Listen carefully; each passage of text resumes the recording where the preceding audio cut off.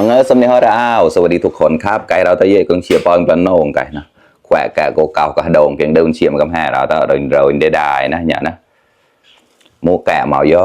อ๋อแกกุนเชียบนะแกในซอสมนไปความเชียร์เก่านะโกเก่าเลย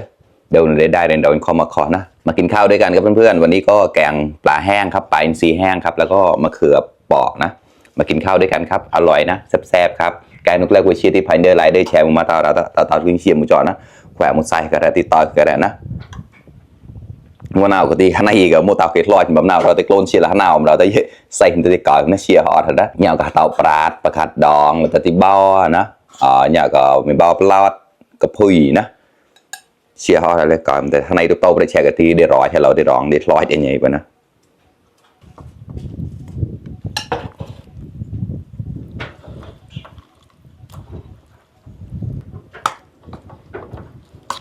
กล้าได้กล้ามาครับเพื่อน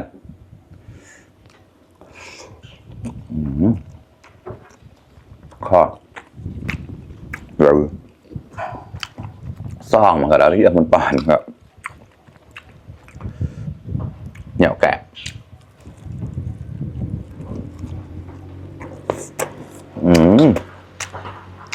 ข้อ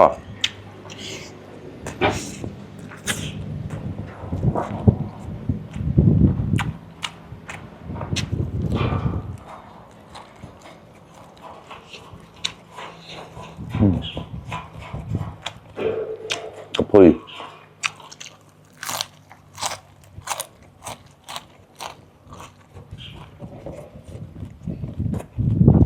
บาตา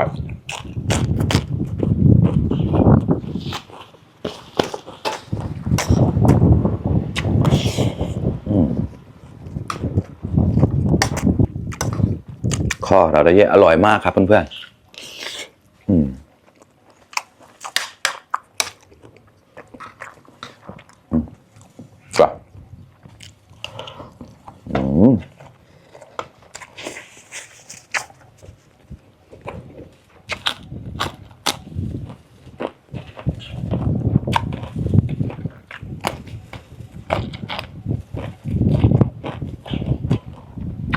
แบบ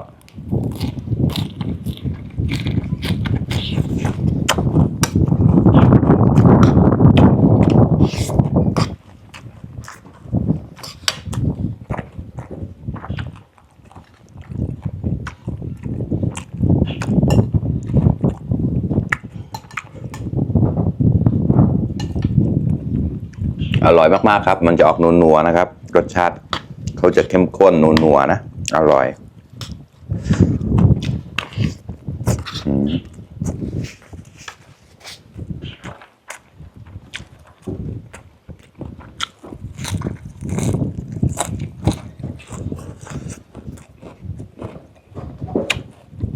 กัดดอก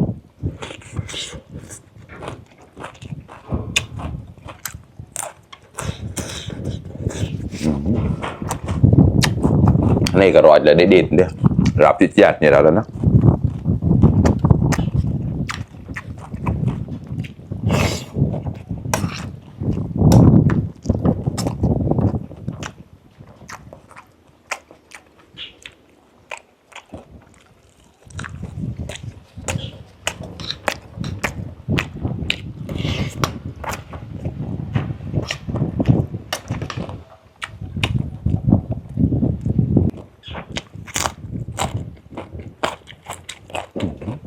กรอบมากโซนก็เต่าปลา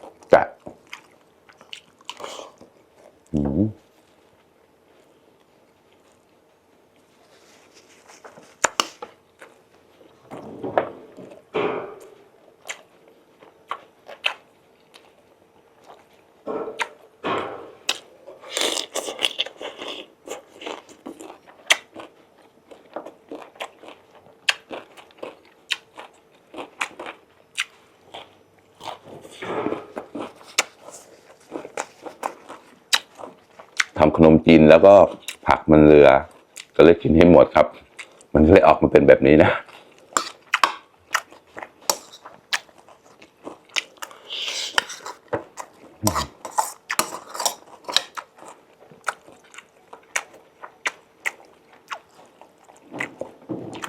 ข้อphải đi cái đầu cả nó đấy có tay chọc đều chuyện đó chế mà